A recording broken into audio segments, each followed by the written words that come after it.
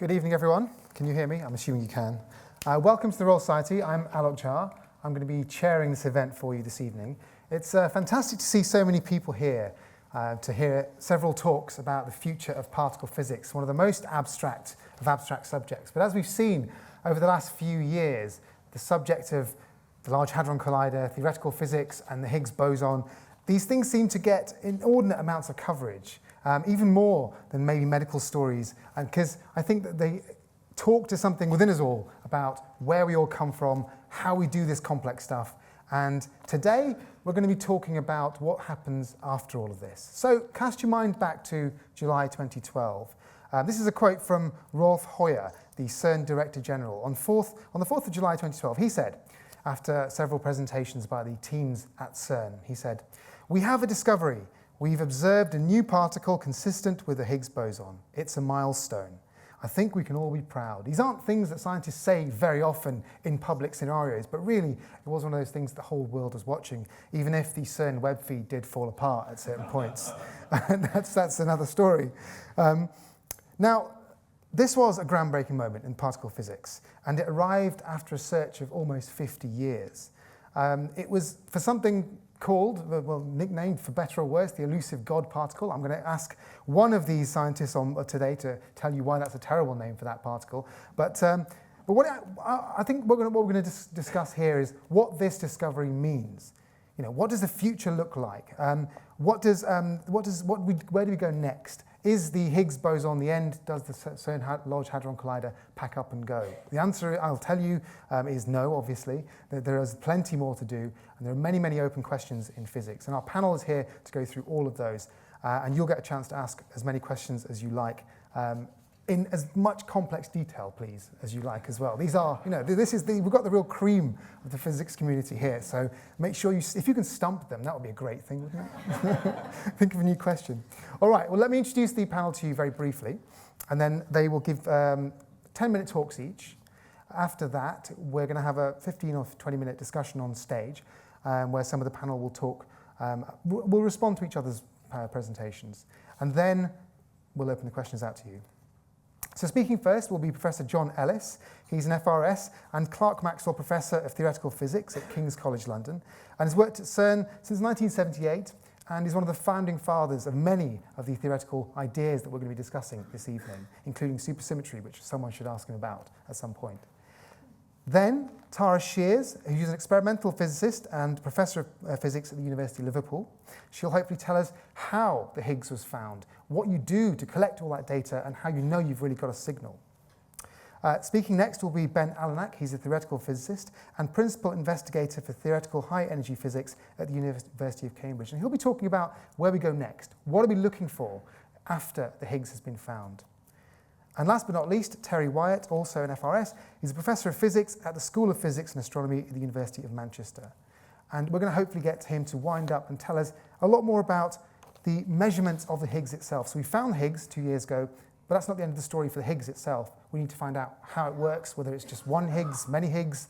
What does it actually do? As a particle physicist, you need to understand more than just the fact that it's there. You need to understand how it behaves.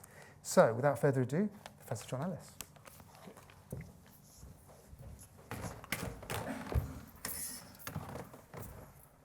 Okay, thanks very much for the introduction. Good evening, everybody. So so the theme of this evening is the Higgs boson and beyond, and I'm somehow going to sort of take you up to, but not quite to, the discovery of the Higgs boson. So here you see the outline of the Large Hadron Collider at CERN. You can tell it's large because that's Geneva Airport over there on the right-hand side. So the runway is about 4 kilometers long. And I remind you that the Large Hadron Collider has a circumference of about 27 kilometers. Of course, from the airplane, you don't see very much because it's buried about 100 meters underground. So our story is about how this man's prediction came to be verified by experiment. This is a picture of Peter Higgs in 1965, shortly after he proposed his ideas, and when he was trying to work out some of the details. So if you look very carefully at his desk there, you might spot some of his little secrets. So the Higgs boson is somehow the culmination of a quest that's been going on for, well, more than a century to uncover the fundamental constituents of matter. And I always like to emphasize that we're talking about real matter, the sort of stuff that you, even I, am made of, right? We're not talking about some airy-fairy stuff that only exists in accelerators. So we know that all of the visible matter in the universe is made up out of the same limited number of constituents. So everybody knows that we're made of atoms. Atoms have electrons orbiting around nuclei. In the first half of the 20th century, physicists figured out that inside those nuclei there are things called protons and neutrons. And for a generation or so, it was thought those might be truly elementary particles. Now we know better. And in the second half of the 20th century, we figured out that inside those protons and neutrons, there are things called quarks. And those quarks are currently the limits of our understanding of nuclear matter. So what we're trying to do now is to understand better these fundamental constituents of matter, the electrons, the quarks, and related particles, and of course also the forces between them. So we have what we call somewhat prosaically the standard model of particle physics, which describes all the visible stuff in the universe. And it was proposed in the 1960s by Abdus Salam, whom you see here, originally from Pakistan, although he did much of his famous work at Imperial College just up the road. It was also proposed by Shirley Glashow and Steve Weinberg, a couple of American theorists. And they made really essential use of the ideas of Peter Higgs and his colleagues that we're going to come to in a moment. So the whole edifice of the Standard Model rests on Peter Higgs's foundations. So the theory was proposed in the 1960s. The first experimental verifications of key predictions of the model came in the 1970s. And if you come and visit CERN, you're going to see the piece of apparatus where the first evidence for the standard model emerged. I can't promise you're going to see anybody in lab coats like that. You don't see many of those around at CERN at the moment. But anyway, you can see the apparatus. So that was followed in the 1980s and 1990s by many different experiments that verified details of the predictions of the standard model. So what does the standard model consist of? So I mentioned quarks. So we know that there are 6 different types of quark. I mentioned the electron. So we know that there are 2 heavier objects, very much like the electron, apparently identical, except for the fact they're just way more. And then there's the neutrinos. I won't say very much about the neutrinos. They were very much in the news a couple of years ago, but unfortunately for all the wrong reasons. So these are the fundamental building blocks of matter.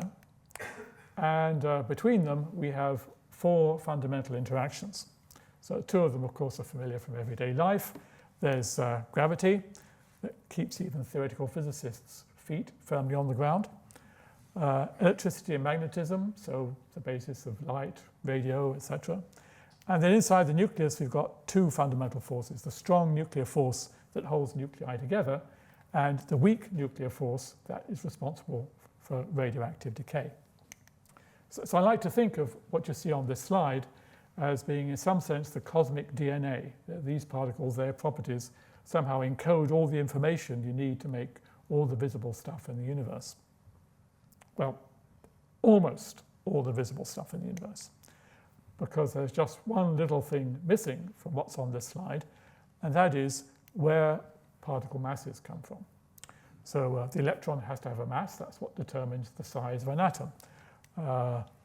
The weak force is carried by a very massive particle. If that particle, the W, is not massive, then radioactivity would be as strong as electricity and magnetism.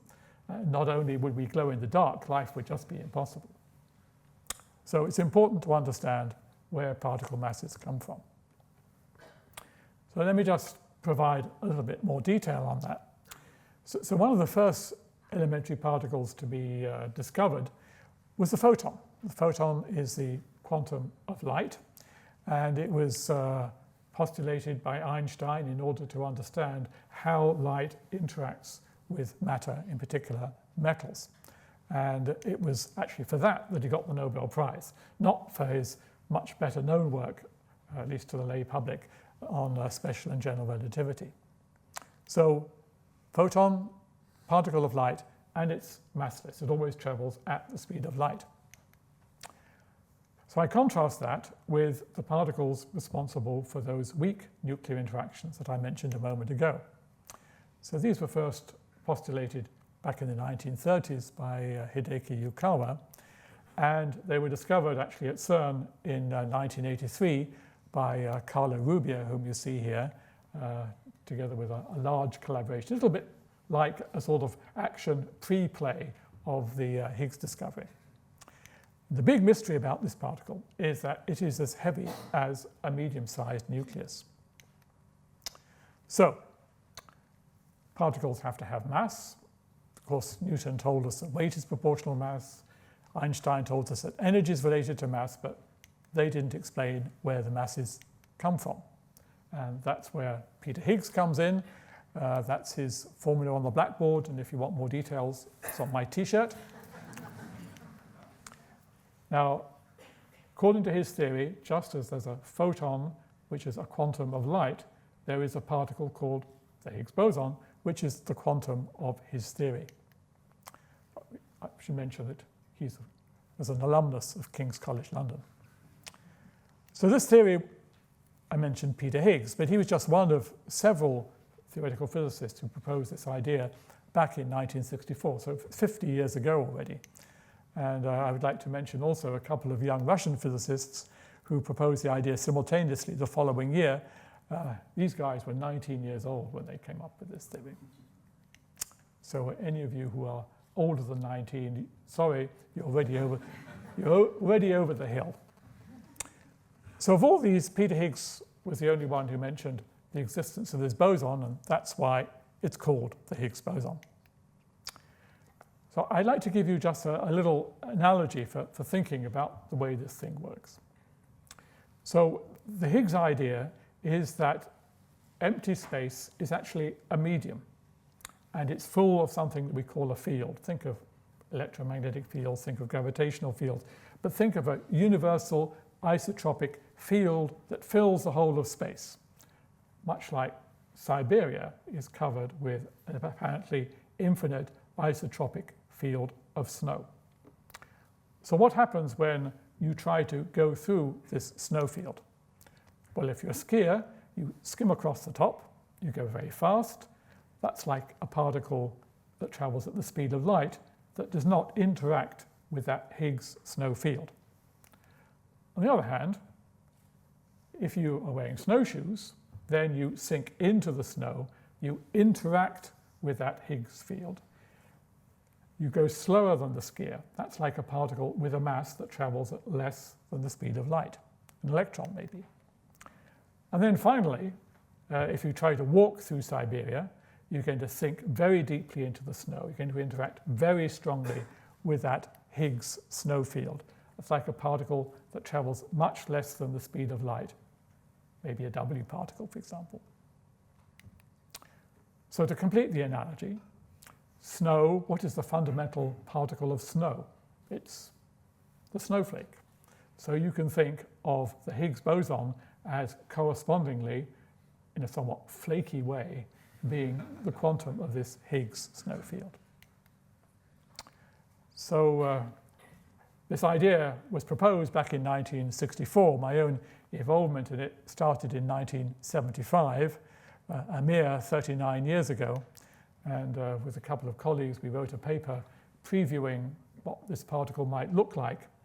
And at that time, these ideas were very speculative, and people thought it was probably all bullshit. Anyway, so for these reasons, we wrote, we do not want to encourage big experimental searches for the Higgs boson. Fortunately, our esteemed experimental colleagues didn't take our advice.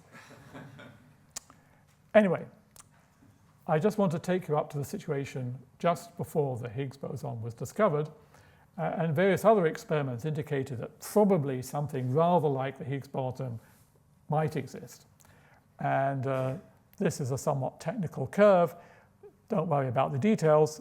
look at the bottom there. This was the preferred value for the mass of the Higgs boson. And the prediction was 125 plus or minus 10, roughly speaking, times the mass of the proton. And in the next talk, you'll hear about what happened next. Thank you.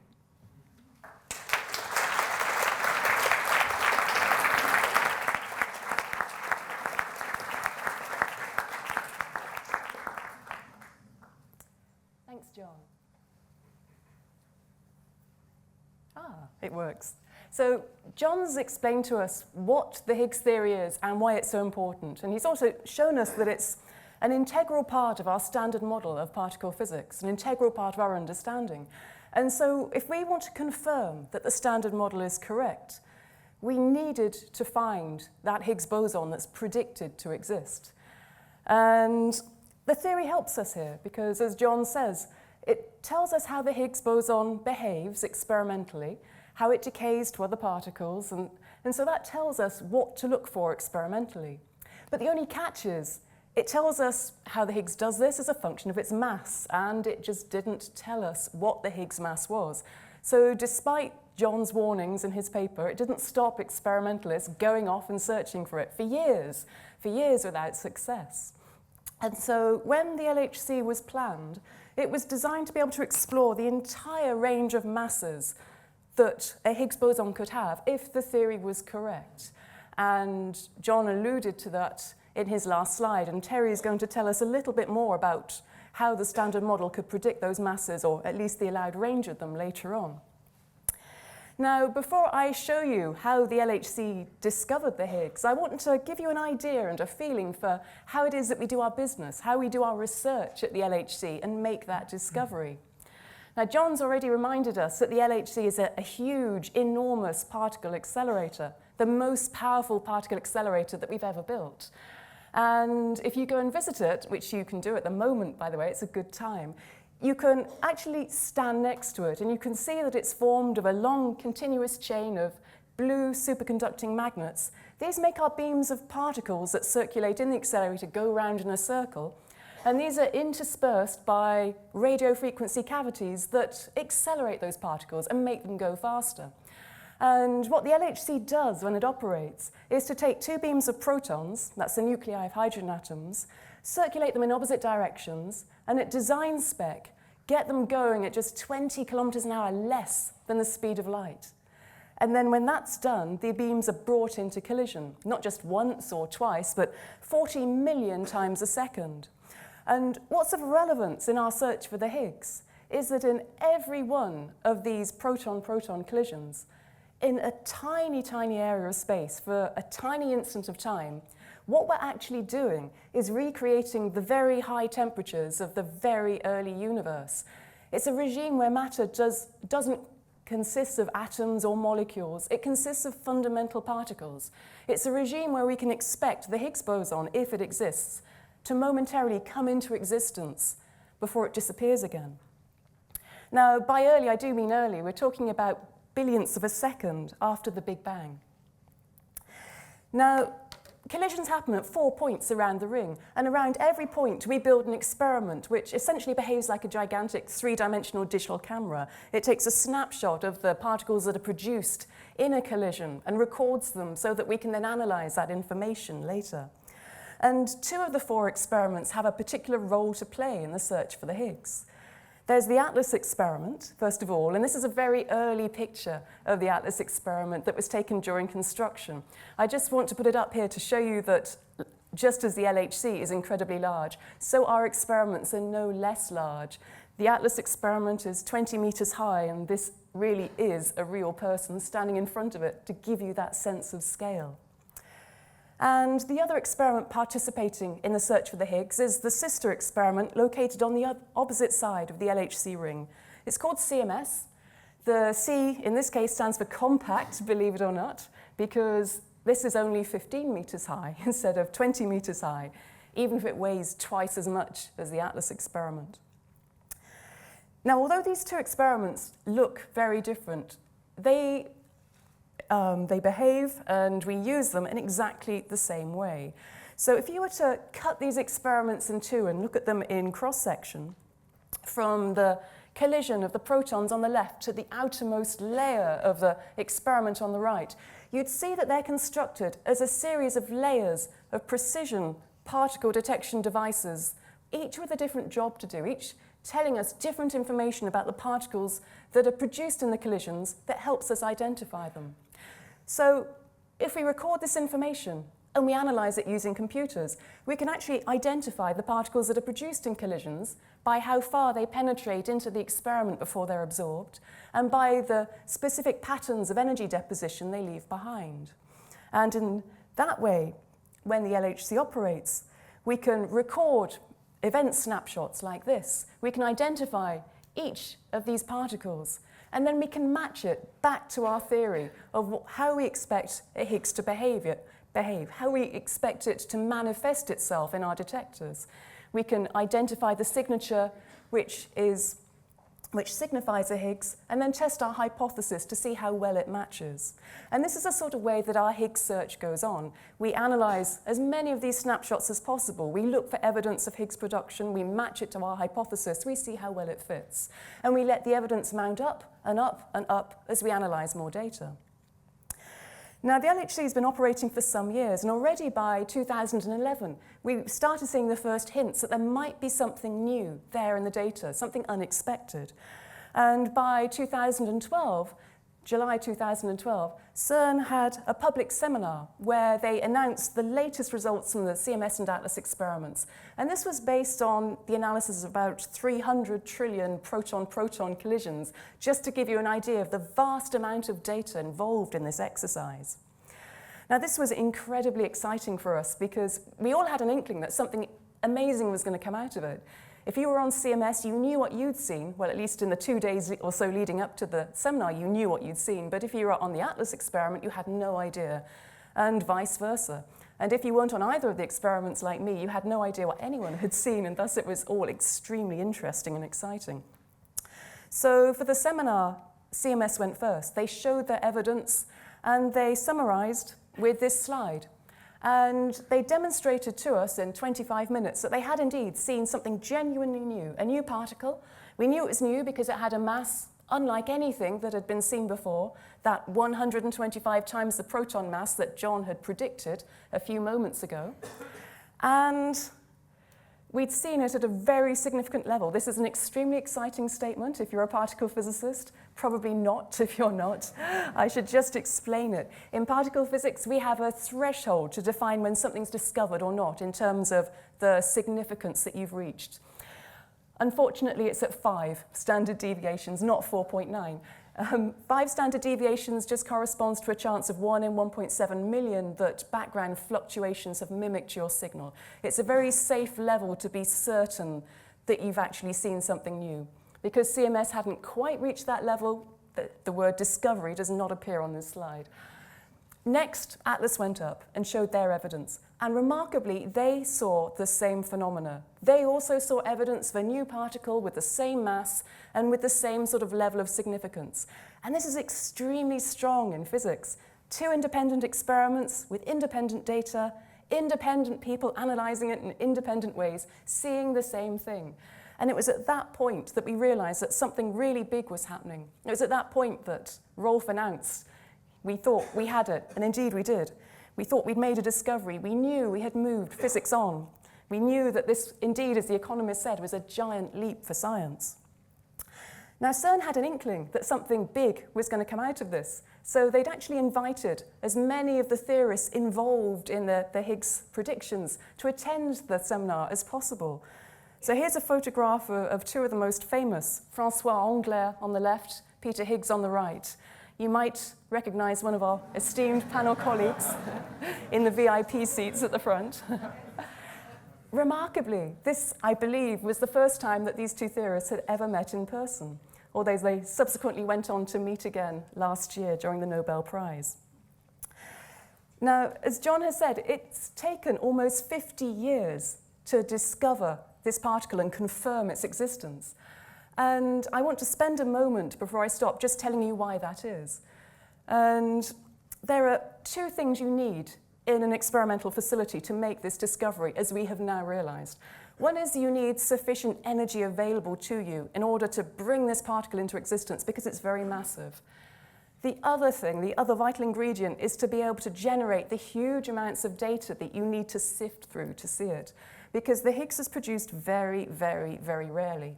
And only the LHC has had that particular combination of features out of any of our facilities, and that's why we've only just been able to find it. Now, let me give you an idea of just how rare the Higgs is. I'm going to show you a time-lapse animation of how the data has built up in one of the discovery channels from the Atlas experiment. So what you're seeing here, the points of data accumulating for events passing our selection as a function of the mass at which they're happening, to be compared to this red histogram that shows you what background processes we expect to contribute. Now, to make a discovery, we need an accumulation of data that's not predicted by background. And you can see it's only with the entire data set, some 1,000 trillion proton-proton collisions, that you can be sure you're seeing something new. And it's only by comparing that to what you, how a Higgs should behave if it has that mass, seeing it matching, that gives you confidence that not only have you discovered something new, but you have discovered something consistent with a Higgs. You have discovered something that's most likely a Higgs boson. And since then, we've analysed more properties of these particles, and that's lent credence to the hypothesis that they are a Higgs. Now, there are very few candidates there, and Atlas and CMS have each only identified about 1,000 of these Higgs bosons each. And that forms the sum level of our knowledge experimentally about these particles. So although now we're confident we've discovered a Higgs, we still don't know if it's the Higgs that we expect from the standard model. And our tests to distinguish this rely upon things like counting how often we see a Higgs boson manifested in our experiments to specific experimental signatures. We count how often we see it, we count how often we expect to see it if it's a standard model version. If you see it as often as you expect, then all of these points should line up at 1. This is the state of the art. You see there's a bit of fluctuation, you see there's not very much precision in our knowledge yet. So to move further and to explore the question of whether we've seen the standard model Higgs or something even more exciting, demands more data, which we'll get when we restart an LHC or possibly new facilities, and Terry will tell us more about that. But already this wiggle room is still causing immense excitement theoretically. There are some 25 papers that come out each week onto our archive with Higgs in the title that try to explain this behavior in terms of something more exciting. And now I'll hand over to my colleague Ben, who will tell you what some of those potential things might be.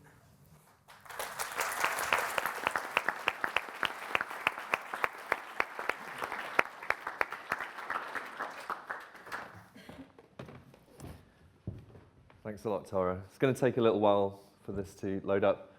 Can you hear me at the back? Yeah, okay. I see my visitors made it at the back. Good, I'm glad you made it.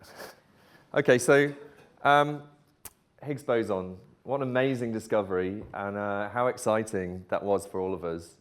I remember in our department, I'm the one sort of most closely related to that kind of physics, so when we heard that the webcast was going to come on, I organised a projection of it in one of our rooms and got everyone to come. I explained to them beforehand what we might see and what we might not see. And then, of course, the webcast didn't bloody work, and it was really embarrassing. But still, when we still managed to find out what the news was. And you really feel like you're part of something bigger than yourself, and it was quite a feeling. It's brings shivers at the back of my neck just thinking about it. But what I want to talk about now is kind of slightly raining on that bonfire, because it seems theoretically there's a problem with the Higgs boson. There's a problem with the theory that we don't understand. And I want to talk to you about that problem and how we might resolve the problem by going beyond the standard model in our theory. So the problem with the Higgs boson is a problem with its mass. It's too light.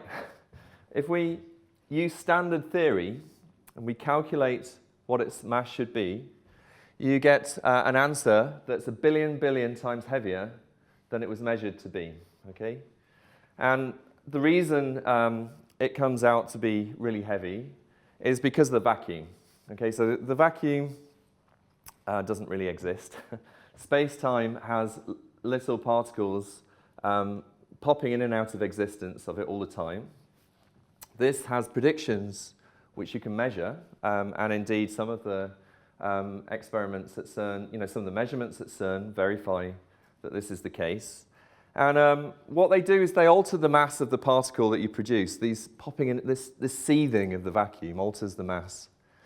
Other particles that we know about, they feel the effect of this seething vacuum, but their masses are protected by a mathematical symmetry in the theory, which means that they get small corrections to their mass, no big great shakes. But the Higgs has a problem. It has no mathematical symmetry, and the corrections to its mass tend to be huge. And so much bigger than was measured. So how do we resolve this problem? Well, when you look into it in a bit more detail, you realize that the particles that are popping in and out of existence actually affect the Higgs mass differently. To explain this, it depends on the spin of the particles that are popping in and out of existence. Particles, it turns out, spin. They have something that's akin to they're like little spinning tops. But unlike little spinning tops, they can't spin at any rate. They have certain amounts of spin. They can have 0 units, half a unit, 1 unit, 3/2 of a unit, and so on. And it turns out that all the ones with whole units of spin, they make the Higgs heavier when they pop in and out of existence around it. And the ones with half units of spin, they make the Higgs lighter. So this is a clue that if you can impose a mathematical symmetry on your theory that says, okay, that relates the spin half particles and the whole number spin particles, maybe you can get the two contributions to cancel exactly, or almost exactly, and keep the Higgs light. And this would explain why it's not got a huge mass. And indeed, this theory is called supersymmetry, and it's something that we all work on, we're all familiar with, and John and I work on a lot.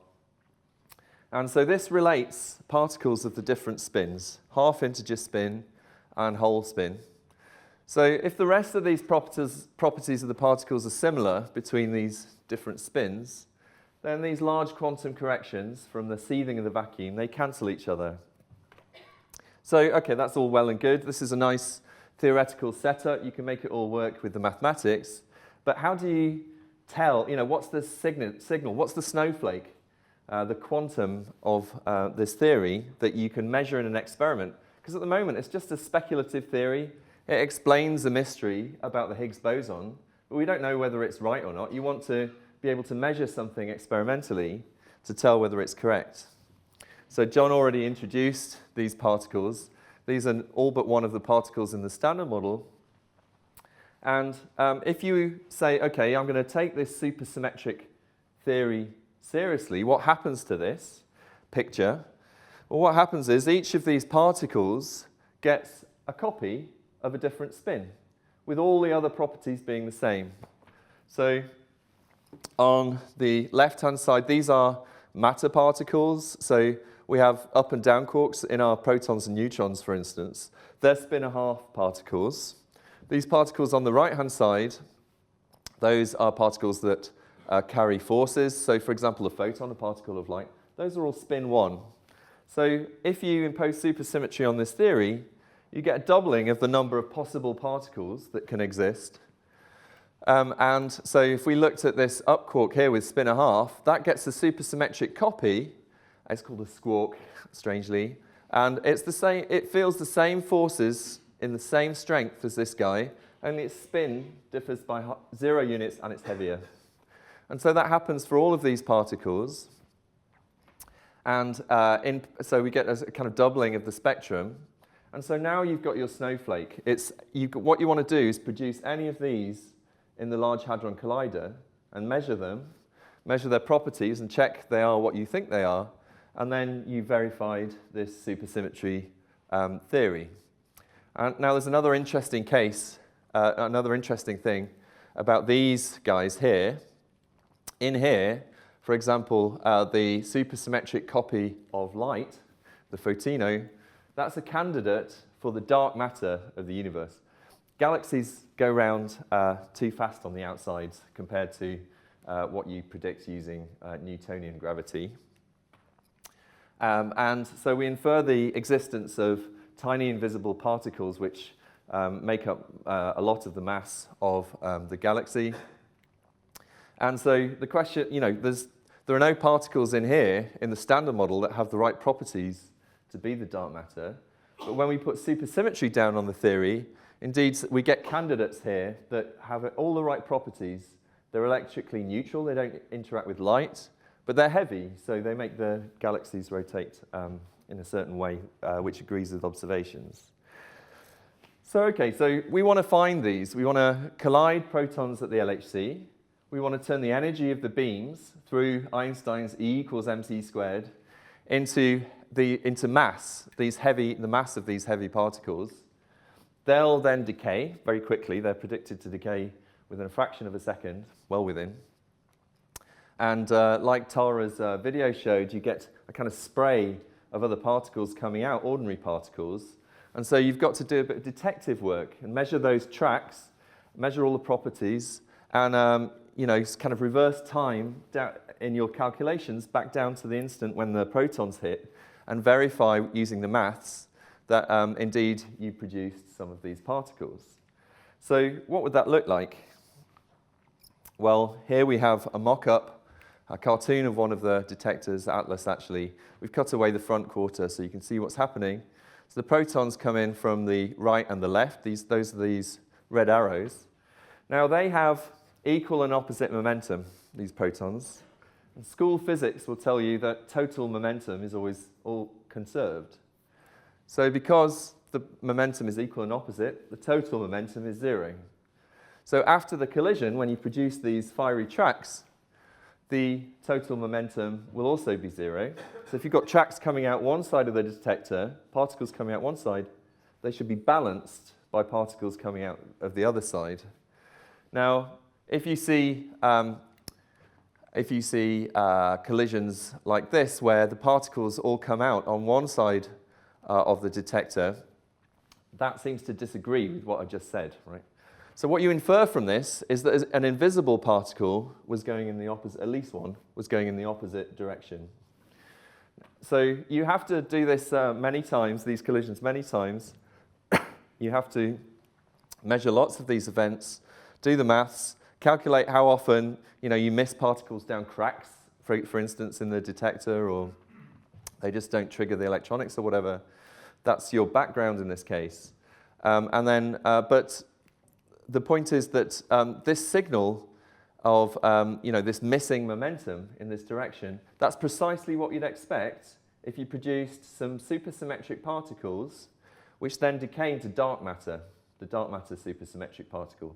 Because dark matter interacts only very weakly, gravitationally, but only very weakly with ordinary matter. So the prediction is that it would go straight through this detector, and in fact probably through the Jura Mountains just behind CERN, without interacting with anything.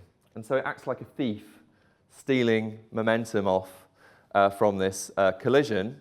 And so the momentum that you see in the tracks doesn't really balance. And so this is like the smoking gun signature, actually for production of dark matter, but it's been applied to supersymmetry, which has the dark matter in it. Okay, and now, of course, the Large Hadron Collider isn't the end of the story. We hope. So I should point out, actually, before I go on to that, this is a speculative theory. We don't know if this is right.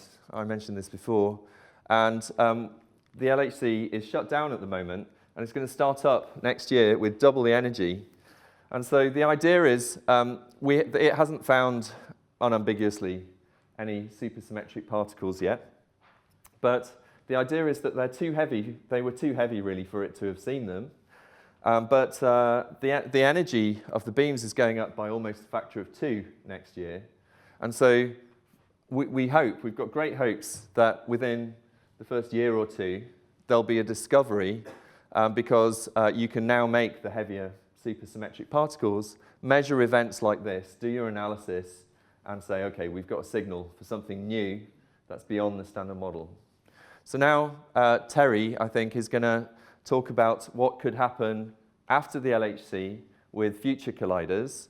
Perhaps we can do collisions at higher energies and so on. Thank you.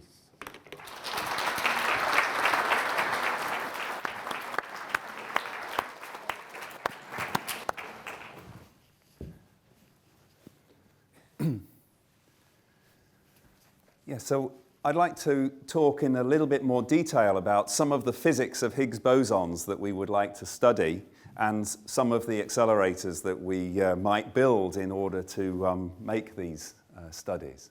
So, as we've heard, we've found a Higgs boson, but in order to see whether this is really the Higgs boson of the Standard Model, we have to make much more precise measurements of its properties. So when the LHC turns back on, we're going to be measuring many more, collecting many more Higgs bosons, measuring their mass, measuring the way in which Higgs bosons decay. As Tara has already said, by looking at the number of different Higgs bosons that we see in different possible ways in which the Higgs boson can decay, we can measure the strength with which the Higgs boson couples to all of the other different particles of the Standard Model, and indeed itself, which is an important part of the Standard Model. And so we're going to be making measurements like this, and we will expect everything to lie on a nice straight line like this, if this is really the Higgs boson. And in some sense, this mass of 125 GeV is very serendipitous.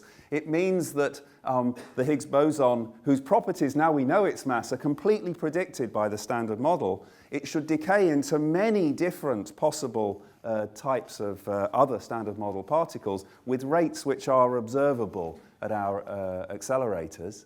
And there are actually many possible future accelerators that we might build in order to make more precise studies.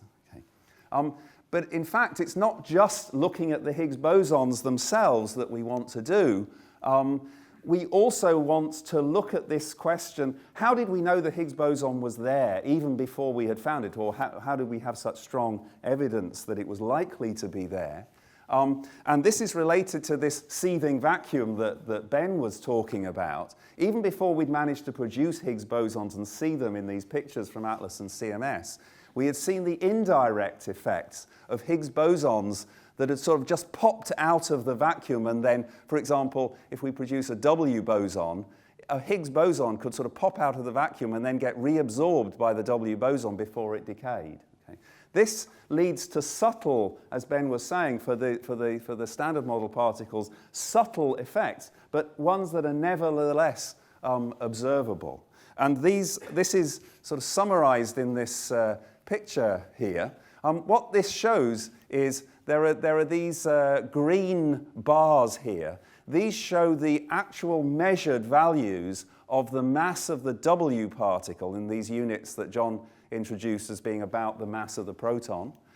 That's the mass of the W, and this is the mass of the top quark. Okay, those are the observed measured values. By looking at those kinds of processes that I just saw, where the Higgs boson was produced inside a vacuum fluctuation, then we could look at various different measurements and come up with an indirect evidence that the Higgs existed for the Standard Model to be consistent with all of those measurements. And that gave us this grey ellipse here. And the fact that that grey ellipse overlapped with that cross there, which is the direct measurements, was already very, very strong indication that the Standard Model was correct and that the Higgs boson had to exist. Now we know the Higgs boson exists and we know its mass. That gives us a band in this direction here. And if we combine the measurement of the Higgs mass with this indirect information, we get this little blue ellipse here. And the fact that that blue ellipse overlaps with that cross is even more strong evidence that the Standard Model looks to be correct. But what we would like to do, as well as measuring the properties of the Higgs boson, we would like to shrink down these uncertainties here, repeat all of these measurements to be much more precise so that we can test whether the standard model is really right, or whether, if we shrink these error bars down, maybe that cross and that ellipse will no longer overlap. That will be one indication that there is new physics of the kind that Ben was talking about. In order to do that part of the program, we're going to go back to colliding electrons and positrons, and I'll explain a little bit about that later on.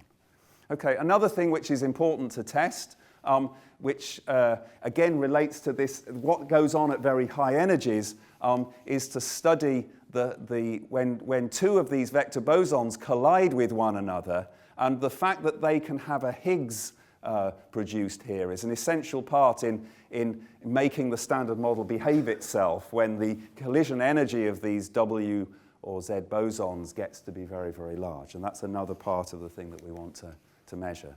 And one thing that comes out of these supersymmetric theories, for example, is the prediction that there shouldn't just be one Higgs boson, there should be a number of Higgs bosons. And so we're going to be trying to look to see, are there any more Higgs bosons, for example, ones that are at higher masses than we've been able to explore. Now, there are lots of different possible future accelerators that you could dream up that you'd love to have if you were a particle physicist and if money were no object, or if the government just thought that giving money to particle physicists was better than giving it to banks, for example. And when we think about the future, we have to remember that the LHC has so far collected 1% of the expected total amount of data, and at half of the center of mass energy that it was originally designed to deliver. So the LHC has a lot still to go for it. In fact, it's likely to be running until about 2035 before we finally give up on that machine. And so there's lots and lots of potential to discover particles of the kind that Ben was talking about. But looking then into the future, we would love to be able to build an electron-positron collider in order to study this Higgs boson. There are some advantages of doing that. We have much cleaner events because electrons and positrons are fundamental particles, whereas John has told us the protons are they're messy sort of conglomerations of particles, which are much more difficult to understand what's going on when we collide them. And so one possibility is to build something that's called the International Linear Collider. I'll say a little bit more about some of these things in a minute, but I just wanted to give you an overview first. So this could collide electrons and positrons and might get up to an energy of about 1,000 GeV. Another possibility that people are starting to think about seriously, after the LHC is finished, to build an even bigger circular tunnel near to Geneva, something like a 100-kilometer tunnel. And the idea there would be to sort of repeat the history of the LHC tunnel. First of all, to have an electron-positron collider that we could use to study the Higgs. And then to build an even more energetic proton-proton collider. Another way of doing electron-positron machines would be this thing called the Compact Linear Collider, which is a different technology that might get us up to an electron-positron center of mass energy of around 3 tera-electron volts. And people even dream of being able to collide muons, which are highly unstable particles, but do have some advantages if you want to build a very, very high energy collider. Muons are fundamental particles, as John explained, that are like electrons, only more massive. These dates here you should take with a certain pinch of salt, and if history is anything to go by, they'll turn out to be wildly over-optimistic. Okay, so roughly what might this new collider at CERN look like? Well, you've seen this tiny little insignificant white circle there. Well, that's the LHC tunnel, 27 kilometers in circumference. And people have started to look at the geology around Geneva. They've worked out you really don't want to go under the Jura Mountains because it's limestone and there's all sorts of underground rivers and things like that. And there's some more mountains over here. So the best thing to do is to build something that's big enough to go all the way round the mountain, so you don't actually have to go under it. digging the tunnel is the easy bit. The difficult bit is building magnets which are 2 or 3 times as high field as the ones which are currently in the LHC in order to be able to bend these extremely energetic particles round into a curved path. And so that's a difficult problem in principle. It's a difficult problem to build, then to put these things out to industry so that industry could build them on the sort of vast scale you'd need to fill a 100-kilometre tunnel with them. But there's R&D going on now that maybe will solve some of these problems. And there are other places in the world, for example, China, where people are thinking along similar lines. So I want to say a few words about these electron-positron colliders. The ILC, the International Linear Collider, the idea here is to build 2 linear colliders, and one accelerates electrons, one accelerates positrons, and they collide in the middle. Okay?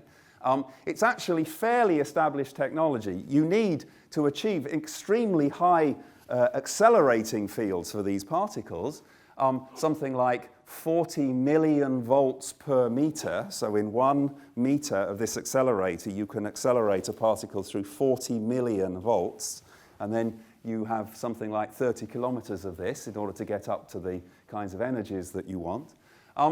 It's established technology, but it's a huge facility in order to get up to what is then in the end a relatively modest energy. But it is certainly a possible way to go. Another way, making use of this 100-kilometer tunnel, if it were ever dug, would be to build a ring collider for electrons and positrons. In fact, you actually have to build 2 rings. The collision rate is so fast that the particles would, in the beams, you fill the beams and then they would just decay away very quickly. So you have to have another ring in which you accelerate the particles up to the desired energy, and then you sort of feed them in a continuous fashion into your main collider ring. This has the advantage that you could probably deliver a lot more collisions this way than this way. Okay? So that would be a good thing if you build this tunnel. There's another thing which I mentioned before, the compact linear collider. So this is compact in the sense that CMS is the compact muon solenoid, or the small Magellanic Clouds are small. It's compact in a certain sense, but it's still sort of 50 kilometers long. In order to accelerate. It achieves even higher accelerating fields due to a very, very novel technology that I don't really have time to go into. I wanted to mention a few of the things that we would want to study and a little bit of why electron-positron collider is so useful. So these are the different kinds of processes in electron-positron collisions that can produce Higgses. This first one is relatively easy to achieve, and this was the one that nearly led to the discovery of the Higgs at the LEP accelerator, which was in the tunnel before the LHC was built. And if the LEP accelerator had just been 10 GeV higher center of mass energy, we would have found the Higgs at LEP. And the advantage here is you collide electrons and positrons, you know the energy of the electrons and positrons, you then see a Z0 boson which decays. So along the lines of conservation of energy and momentum that Ben was talking about, you see this Z0, you know what the center of mass energy and momentum was beforehand, and so even without seeing the Higgs at all, you can reconstruct what the mass of the particle was that would be recoiling against this Z0 that you see. And that's what's sort of plotted here. So even if the Higgs was to decay to some of these dark matter particles that Ben was talking about that would be completely invisible in the detector, you would be able to see those particles and learn quite a bit about them. That's something which is extraordinarily difficult to do at the LHC because the events are just so messy because the protons lead to all sorts of rubbish that's flying around, which make it very difficult to see the Higgs. It's difficult enough, as Tara was saying, to see the Higgs when it decays into something you can see. So when it decays into something you can't see, it's almost impossible because of all the backgrounds which are there. There's lots of other things that we would like to study about the Higgs, and maybe I'll just mention one more. The Higgs has a mass, and because it gets its mass by sort of interacting with itself, this diagram here, where we produce a Higgs and then it couples with another Higgs, that's an essential part of the standard model that we have to be able to verify. It turns out that's extraordinarily difficult to do, both at the LHC and even in these electron-positron colliders. So this will be one of the most difficult to achieve challenges, and maybe when you come back to the Royal Society in 2050, people will still be talking about whether or not we've seen this or not. Okay, so just to wrap up, from the discovery of the W and Z bosons in 1983, it took nearly 30 years to find the Higgs boson. And it may well be another 30 years before we've fully understood all of its properties. So this is a long-term program that we're involved in. We're all looking forward to the LHC turning on and having higher energy and larger number of collisions. Who knows what we'll see? You know, some people have their favorite theories, like John and Ben. Who knows? Maybe we'll find something completely different. Maybe we'll find nothing at all other than the sort of boring standard model. We just don't know. Because of that uncertainty, we don't really yet know what would be the next machine that we would want to build. Hopefully, when the LHC turns on, it will just tell us. It will just jump out of the data and say, build click or build a 100-kilometer ring. But at the moment, we don't really know. What we have to do now is to do all of the R&D on the magnets and the superconducting radio frequency cavities, and do lots of design studies for detectors and accelerators and things, so that when the physics jumps out at us, as we sort of hope it will, we'll know which of these machines we should build next. And so I'll end there. Thank you.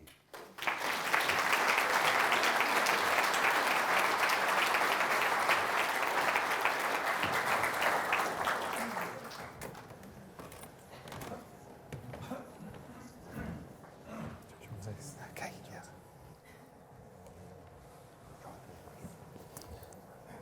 Okay, I'll sit in the middle then. Right, well, thank you very much, everyone, for your talks. I'm going to take some water. I'm going to speak, we're going to have a conversation on the stage for just 15 or so minutes, and then we'll turn over to you for questions.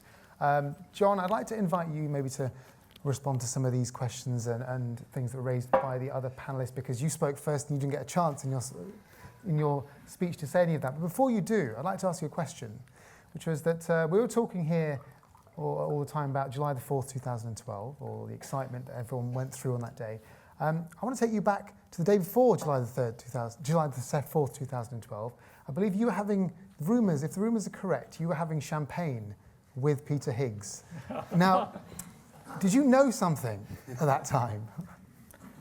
Well, no, we knew that there was going to be some exciting data, but we did not know that the two experiments would discover this new particle independently.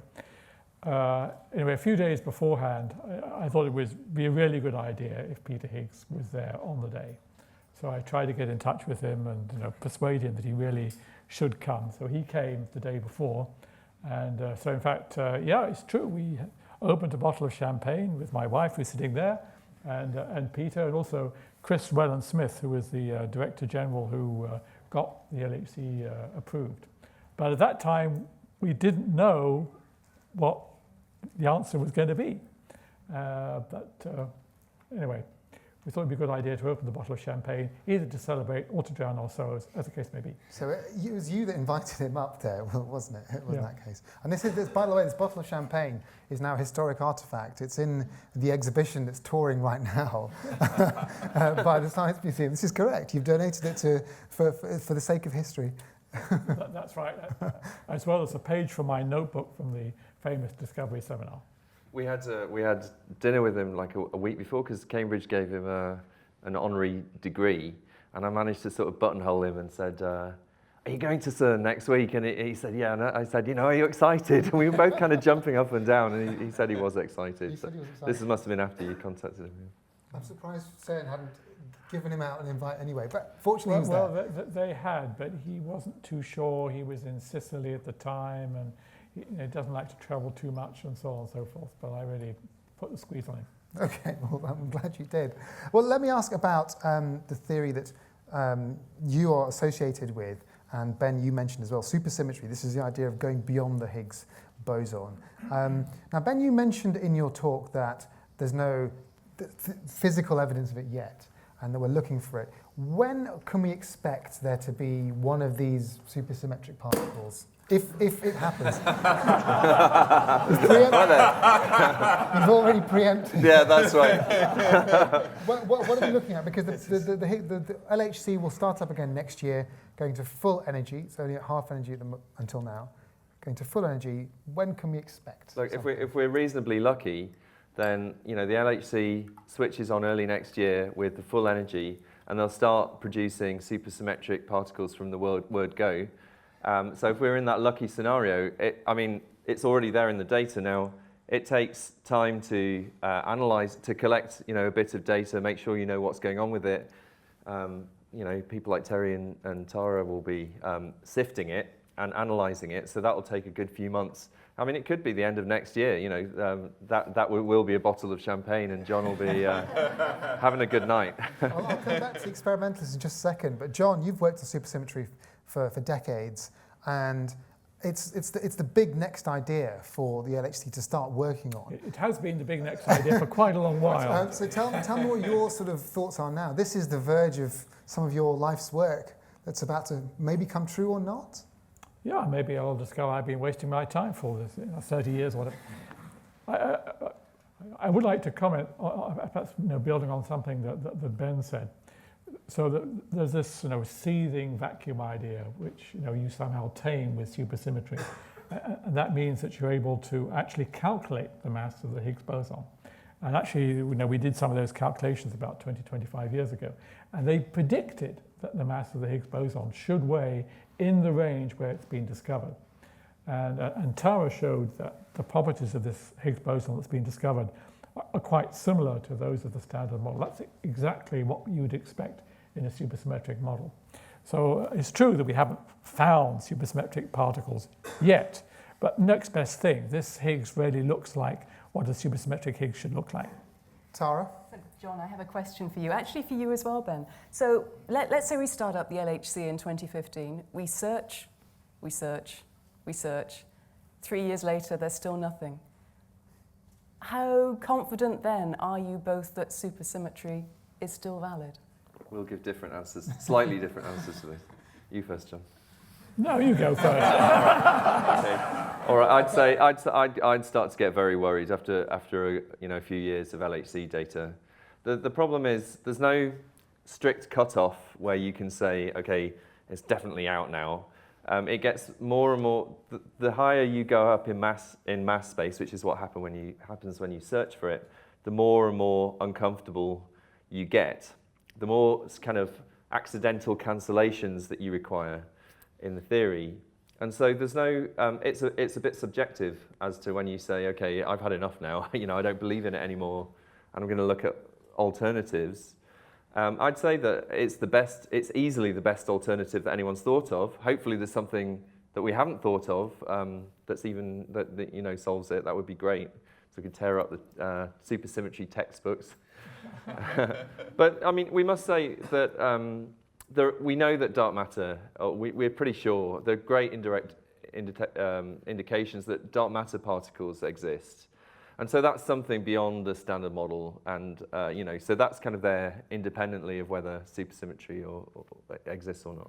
So over to you. Well, I might say that over the last couple of years, I have been looking into some of the alternatives, precisely because there was this Higgs boson, and there was no supersymmetry detected. But eventually, I concluded that in the centenary of the Great War, I don't know of a better whole. So I've gone back to supersymmetry, and now I'm kind of thinking, well, how far out there could supersymmetry be? With this 100 TV collider that Terry was discussing, would that be able to finally answer the question? So this is what I'm thinking about at the moment. So let me work that out, and then maybe I can answer your question. Terry, can I ask you, when thinking about the next generation of collider, and these things take decades to plan and build, the LHC was, in people's minds from the 80s. How much what proportion of the decision making happens on people like Ben and John, who come up with theories and you want to test those theories and they have particular predictions? And how much is it just, well, we need a detector, let's find out what there is, almost agnostic to what the theory might be?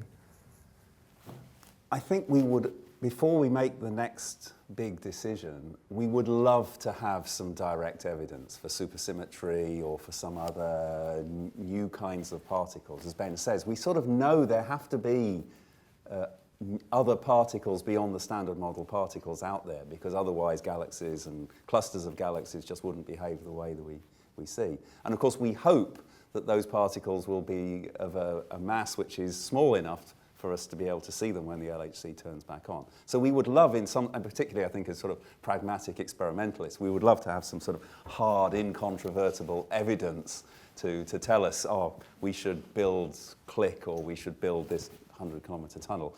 Maybe we won't have that luxury. And you have to say, when in the middle of the 1960s, when people came up with these theories to explain this incredibly esoteric sounding problem with the fundamental understanding of elementary particles at the time, that somehow the theories didn't seem to quite work because the particles were supposed to be massless, but we knew they had masses. It sounded, well, I wasn't around, I was around, but I wasn't a particle physicist at the time. But, looking back on it, you're sort of amazed at the sort of vision of those people, and the fact that, on these very esoteric grounds, and with a huge amount of sort of faith in the beauty of the theory and preserving the beauty of the theory, this whole edifice was built up, and then 50 years later, this particle was finally found. Who knows? Maybe this sort of skeptical, pragmatic experimentalists ought to listen to our theoretical colleagues a little bit more and share in their sort of vision and dreams that supersymmetry is so beautiful it has to exist. I don't know. John obviously has sort of, his career has been sort of based on this idea, and sort of skeptical engineers, like me, sort of don't believe him. Yes. Yeah. I think there's actually a very complicated and difficult to discuss interaction between theory and experiment, because you can, of course, what you want to do is make model independent measurements, but these things are smaller than we can see, and you always end up with some kind of modeling of what's going on in order to be able to extract a measurement and tell if you've got backgrounds or something new. So it's actually very difficult to do, but of course you don't want to just listen to us, because often, usually we're wrong, right? We make thousands of predictions. Yes. You only need to be right once, though. There are many more theories than there are actual facts, aren't there, I suppose, out there. Let me just step back a little bit to explain where we're at then with the physics. Tara, can you just explain what it is that's missing from the standard model? So we've completed the standard model, that's what everyone says, but why is that clearly not the whole picture? Why do we even need to think about supersymmetry or AN others theory? The problem with the standard model is that although it's incredibly successful as a theory, and so successful in fact that we haven't managed to find any discrepancies between its predictions and what we see experimentally, is that it's an incomplete theory. We know it doesn't describe everything that we know about in the universe. John mentioned the forces that we know about. Well, only 3 of them are described in the standard model. Gravity is not contained. So that's a pretty big thing to miss out of a fundamental theory of the universe. There's the dark matter that we've been talking about as well. The standard model doesn't tell us anything about that. It's completely unaware of it, and yet the visible matter that the standard model describes is just some 5% of the universe's whole energy balance. And then there are other things as well. I could go on all night. There's dark energy, there's antimatter and the nature of antimatter. Where the matter came from in the universe, right? Yes. You're working on an experiment that's particularly looking at that. And in the standard model, you don't understand how it is that the universe produced matter in the universe, but no observable amounts of antimatter. Guys, you've had more than 70 years. Pull your fingers out. Seriously, how much more have you got to do?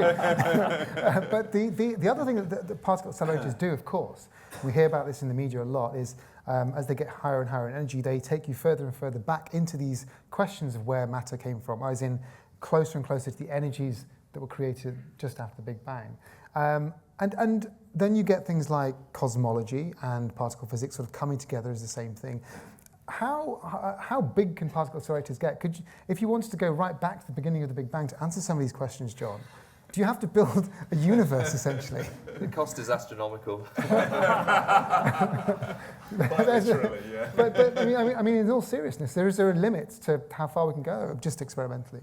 People, I think, at the moment, people have certain ideas about how to accelerate particles.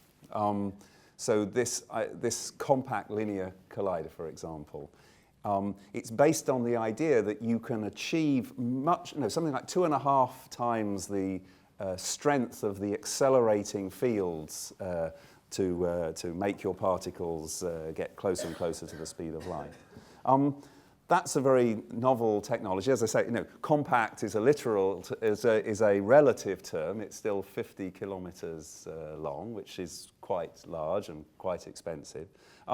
People do have crazy ideas of other ways of accelerating particles that will produce even higher fields. The idea is, for example, in a hospital, it would be great to be able to build a little accelerator that was this big, that your doctor could carry around in his pocket, that you could use for doing the kind of things that you want accelerators in hospitals for. And it would be great for particle physics to be able to build something the size of CERN, but could reach these tens or hundreds of TeVs. So who knows? People have ideas and people are doing R&D.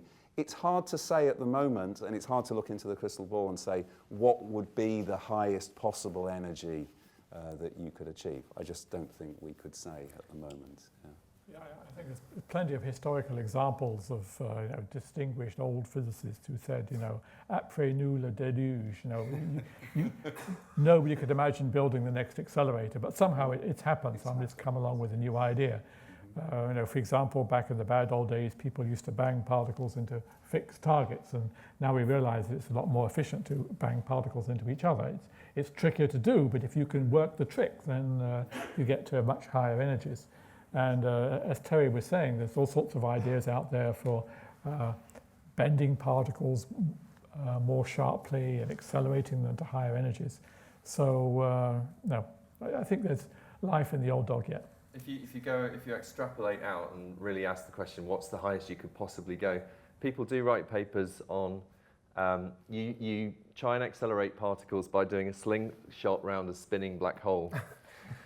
To ridiculously high energies. But I mean, of course, that's a bit tricky to get hold of a big black hole somewhere nearby, don't you?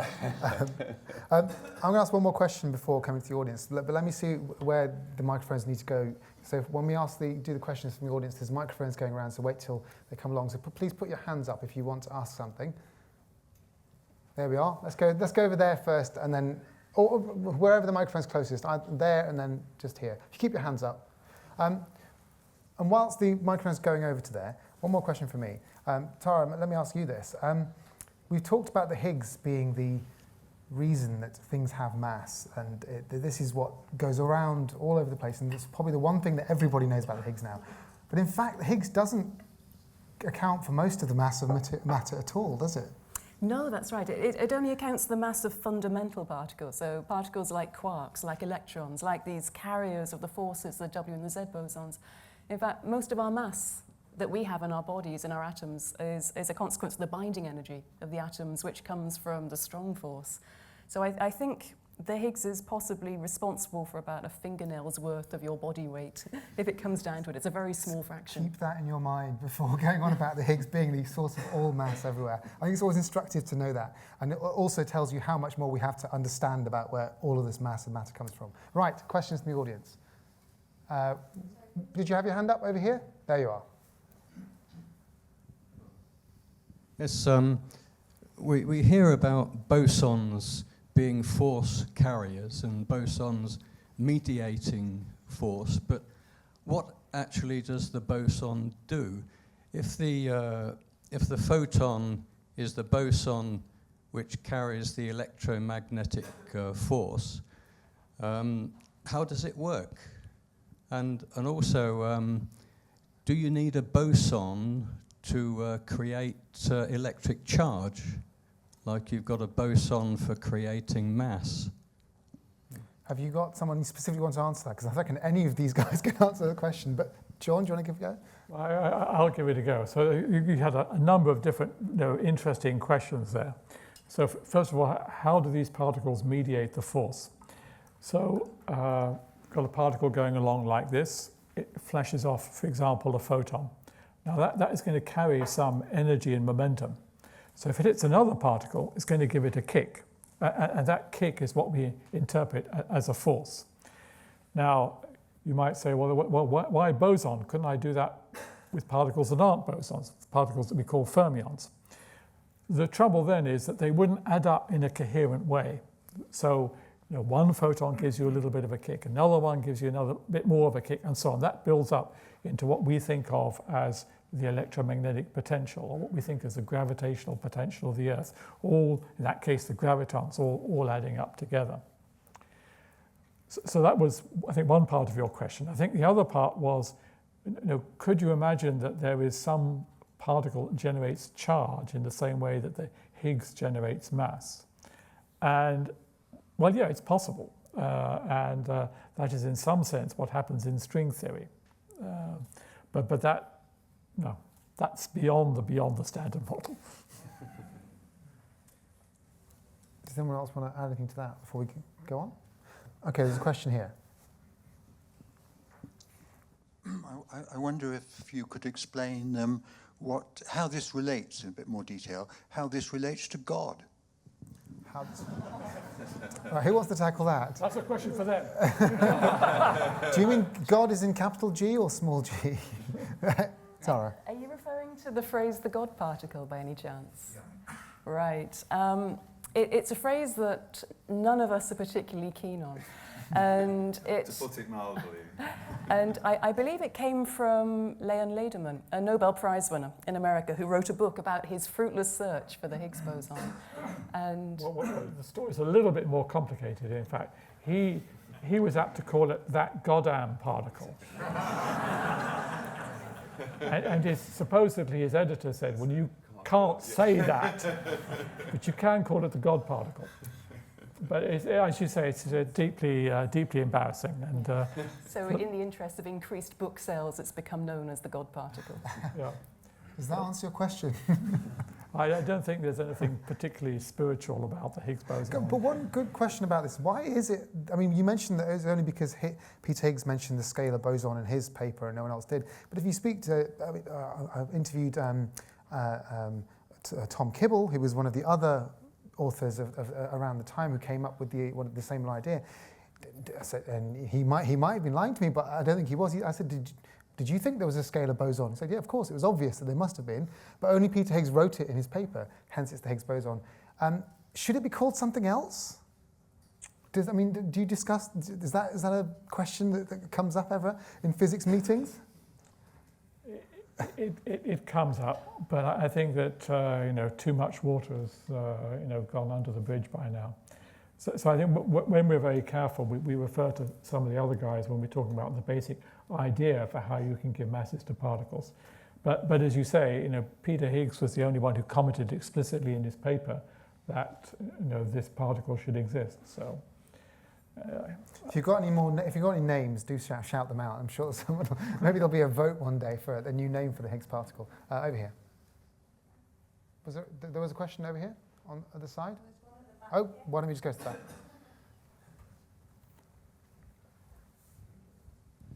So you outlined two benefits of supersymmetry: the accidental cancellations to bring the Higgs mass back to what we measure it at, and then secondly, the candidate for dark matter. Does it have any costs? So clashes with existing ideas or models or internal contradictions? So yeah, as usual, supersymmetry comes with a few problems. which you need to solve. But we always see problems as opportunities, just like we did with the Higgs boson mass problem. That's an opportunity to discover some new physics and increase our knowledge. So one thing that needs to be understood with supersymmetry is they're called flavor measurements, but they're really about how the different particles mix with each other. And you can make measurements of the way that some of the particles decay and constrain that mixing. And that's something to be understood with more detailed model building in supersymmetry, certainly. And there are competitors. I don't think they do very well compared to supersymmetry, but there are other ideas. There's people work with extra dimensions, so-called composite Higgs models, where perhaps the Higgs isn't a fundamental particle; it's made of smaller particles. All of these things, you need to consider and test them against current and future data. Yeah. Perhaps if I could follow up on that. Yeah. So you mentioned this problem of flavor, right, which is how the various different types of quark change into each other. And in fact, Tara's experiment is studying that in great detail. And maybe LHCb collaboration has stopped doing it now, but there was a period where every few months there would be a press release from the LHCb collaboration saying, "We've killed supersymmetry again." And I remember one time I was in some conference in Beijing, and something appeared on the BBC website saying supersymmetry killed again. So I wrote to the journalist saying, well, I don't think it's really quite true, and so on and so forth. So then he says, may I quote you as saying that you're not losing any sleep over it? And I said, yes, you may. Of course, I was losing sleep because I had jet lag and I was in Beijing in the middle of the night. But I wasn't so worried about supersymmetry. Okay. Yeah. This is one for the theoretical physicists. We've talked about fizzing vacuums and these particles that we can't see or detect at the moment. Are we starting to see evidence of particles that might have existed before the Big Bang? Any evidence of particles before the Big Bang? Now, there are many multiple questions there about whether there is a before the Big Bang. I missed something out that I meant to say, which was that these supersymmetric particles, they decay really quickly. So just after the Big Bang, they would have been around in the thermal plasma if the theory is correct, but they decay away very quickly. So there's none of them, apart from the dark matter ones, which are stable, hanging around in the universe today.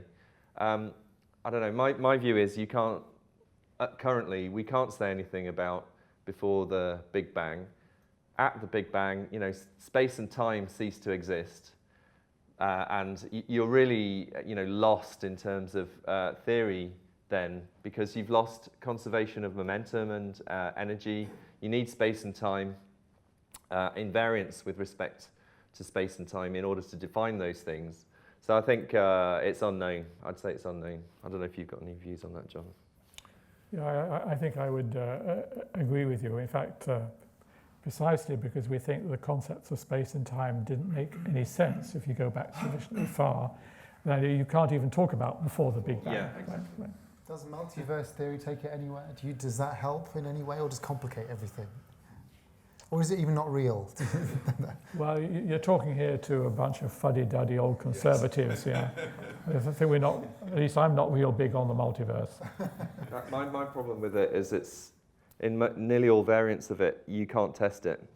So the multiverse theory, for those that don't know, is that, there are many different, perhaps infinite, but there are many different universes, and, we just happen to be in one of them where planets and human life can exist, and maybe in some of the others the laws of physics are different, somewhat different.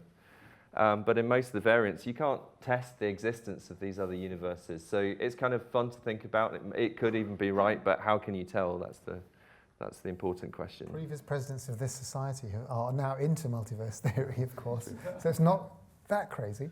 Okay, down here. Hello, panel. Yeah, I just wanted to ask, can the panel confirm that there is a symmetry between the Higgs boson theory, Einstein's relativity, and the multiverse theory? Is there a symmetry between these theories? Is there a symmetry between those three theories, the big theories? I'm not sure how you would answer that question, to be honest with you. Does anyone want to tackle it? There are some ideas about how you could link many of these ideas together. And I'm thinking particularly of string theory. Okay. And so string theory would put together the Higgs boson and related particles. It would put together the graviton and provide a framework where you could put gravity along with all the other interactions. And string theory is actually one of these theories that suggests that there might be a multiverse. But so far it's very speculative, and you're always up against this problem that Ben mentioned. How do you test these ideas? And you're talking to a bunch of people who are really obsessed with actually experimentally verifying these speculations. Supersymmetry is difficult to test, and the string theory is even further down the line, which could explain for everything. Let's go over to this side. Does anyone over this side? There we go. Let's get you, and then. A question for Professor Wyatt. In terms of future possible colliders, if they're based on the same model as the LHC, could you explain what is needed in terms of the magnets to increase the acceleration? I mean, are we talking about more or just more, greater forceful magnets? So for an accelerator like the LHC, where you're accelerating protons, the thing that limits the energy of the machine is the strength of the magnetic fields that you have to bend them into a circular path. Okay, so at the LHC, the magnets are about 7 Tesla, and with a ring of 27 kilometers, you can work out that you can only accelerate the particles up to about 7 TeV of energy. So if you want to get to higher energies, you either have to get more magnets that produce a higher field strength so that you can bend more energetic particles around in the same ring. That's one possibility that people have discussed. At some point throwing away the LHC and putting a new accelerator with even higher field magnets. The other thing you do is to build a bigger tunnel, which then you don't have to bend the particles as much because they go round a bigger tunnel. Or the ideal is of course to do both. So you have stronger magnets and also a bigger tunnel. And if you do that, then you could, with these kind of ideas that I was showing you, you could get up to something like 100 TeV in the center of mass of your colliding protons. And so that would be a lot. I mean, so the LHC is 14 TeV. So let's say we don't find anything, and we still believe, John and Ben, that supersymmetric particles exist. Then maybe we would find them if we could build an even bigger accelerator. Terry, is that just a really quick thing here? Is this the idea of building a bigger accelerator and bigger magnets or whatever else? Is it a physics problem or is it a money problem? It's both. It's an extremely challenging thing to do to build. No, the LHC magnets were both an engineering but also a manufacturing feat at the time. These magnets, they started off as tiny little R&D projects in labs at CERN, building tiny little magnets that were this big. That could produce these kinds of fields. Then they built slightly bigger prototypes, and then they started putting some of this prototyping out to industry. And eventually they managed to put this sort of technology into 3 different companies in 3 different European countries that were able to build these huge magnets on this huge industrial scale that you needed to fill a 27-kilometer tunnel. So that was a small R&D project at CERN blossomed into this huge industrial process with huge spin-off benefits, it has to be said, for all of those companies. But it was also a big financial thing. It took the CERN budget, which is of order $1 billion Swiss francs, 10 years or more to build this accelerator. So it is also a big money problem.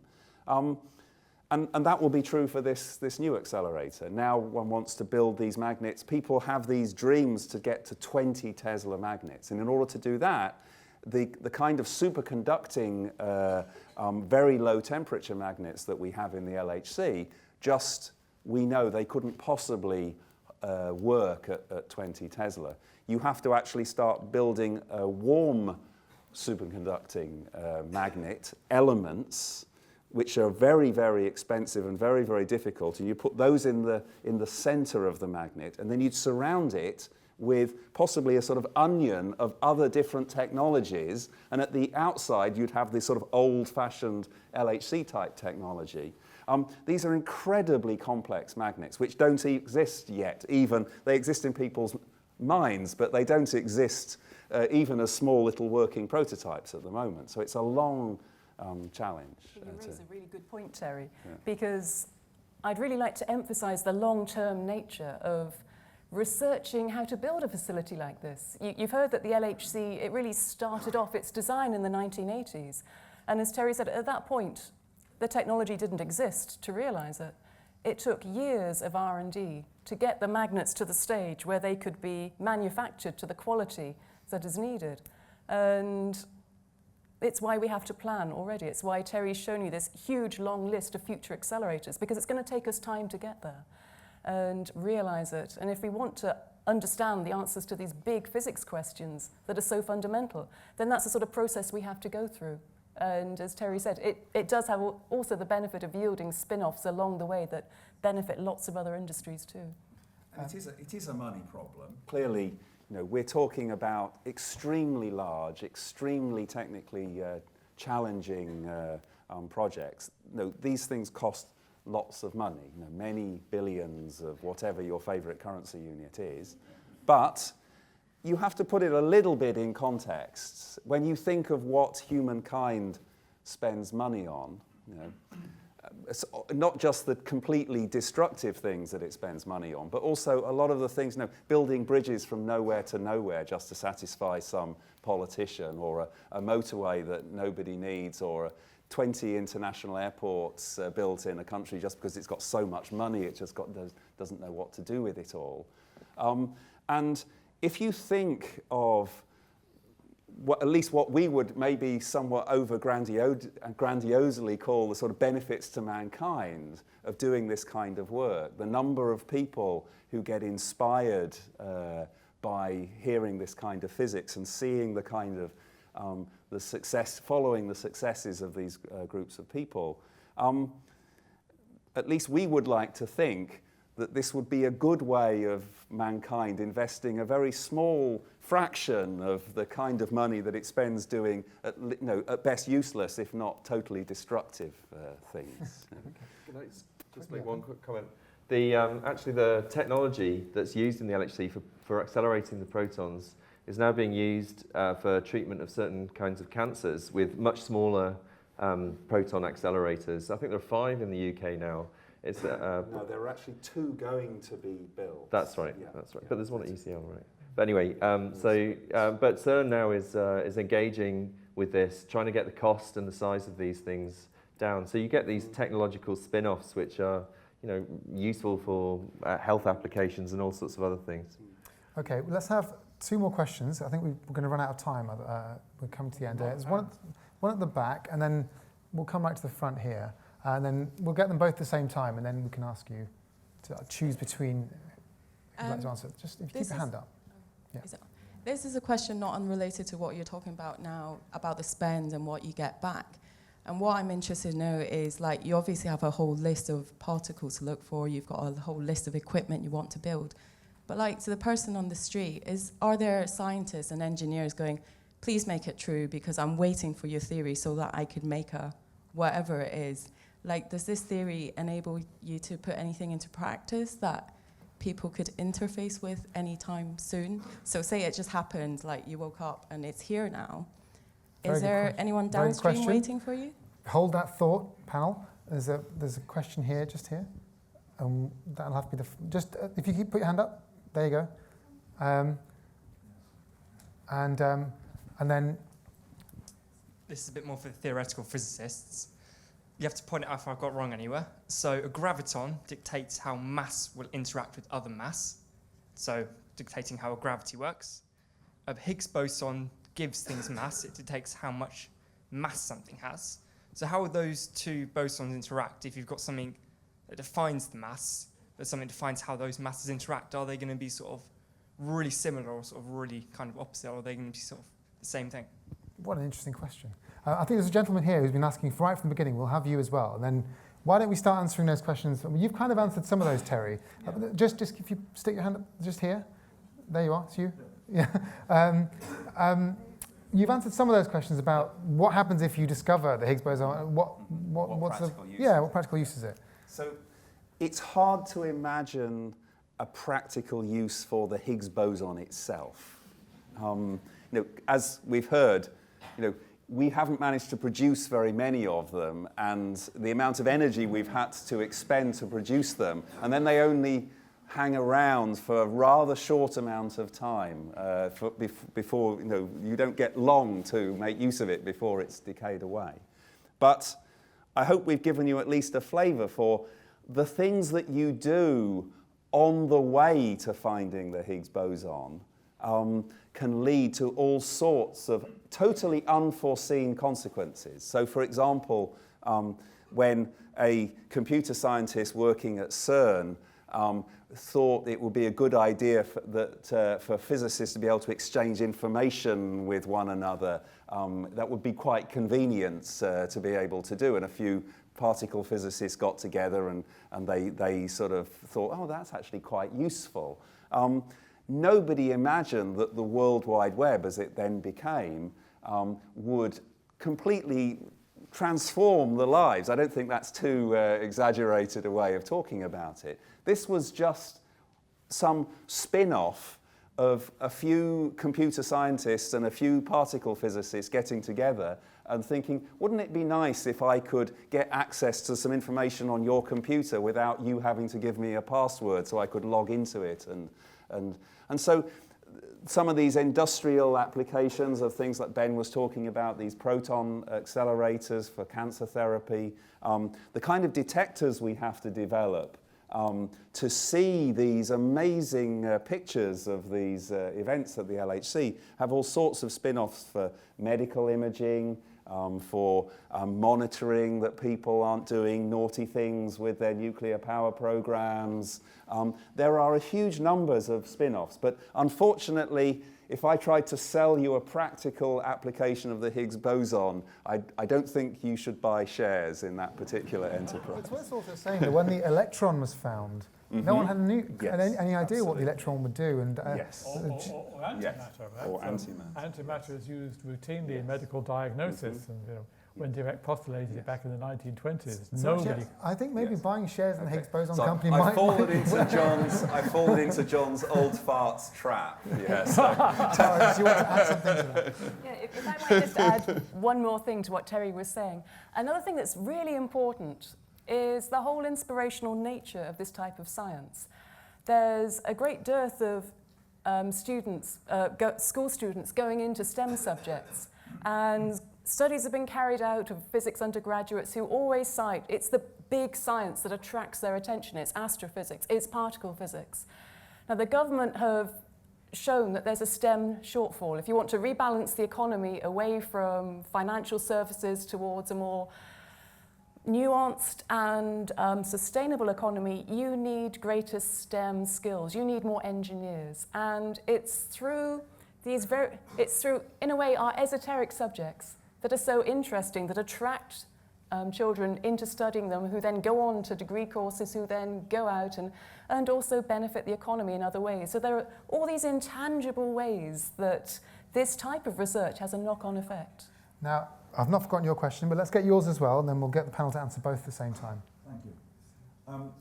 Can you explain if and or how the gravitational waves breakthrough has had any effect in the light of what you've been talking about? We're talking about BICEP 2, all of that. Okay, well, there's two very interesting questions about the graviton and how that interacts with the Higgs boson.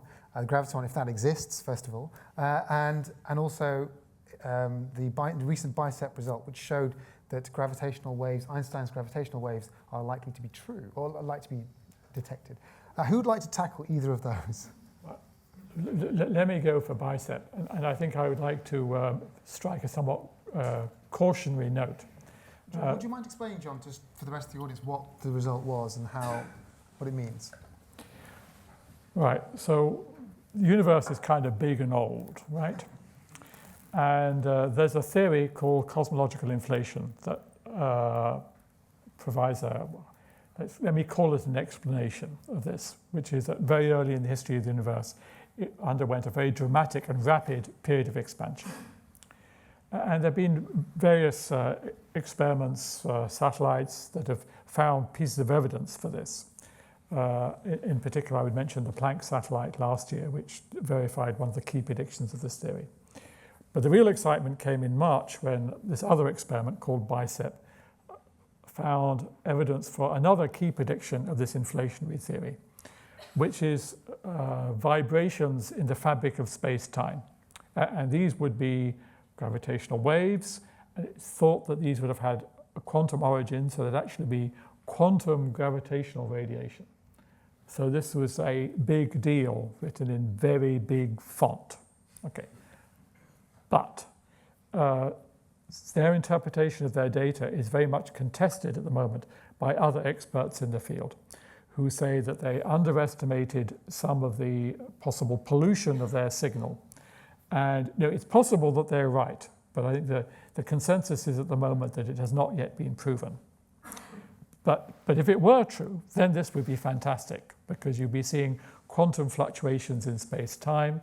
They would be in some sense gravitons. Right? So this would be as big a deal as the Higgs boson. But let's wait and see. Tara or Ben, would you like to tackle the graviton Higgs boson question? So gravity actually couples to energy, and so it couples to mass as well, because mass is a form of energy. So graviton couples to light, for instance, which has no mass, but it has energy. So light will bend when it's going around the sun, as was famously seen during the eclipse in the 1919. That's right, by Eddington and co. Whereas the Higgs boson really is, the particle itself isn't really the thing that's responsible for generating mass. It's this snow field that John was talking about, and it's really ripples on the snow field that we see as a particle. So now I'm getting kind of technical on you, I realise. It's not like it's the particles really that give you mass. It's this field that suffuses throughout the whole universe. You can think of it as a jelly or something, or like the snowfield, that some things you have to push through, so they've got inertia and therefore mass. So they would interact. The Higgs bosons have energy, and so they would be affected a little bit by gravity, but they tend to decay before the gravity can move them much. That's the answer. All right, well, we're going to have to leave the questions there. Thank you very much for all your questions, and thank you for coming. And can I just get you to put a hand together for our panel? Thanks, I think we can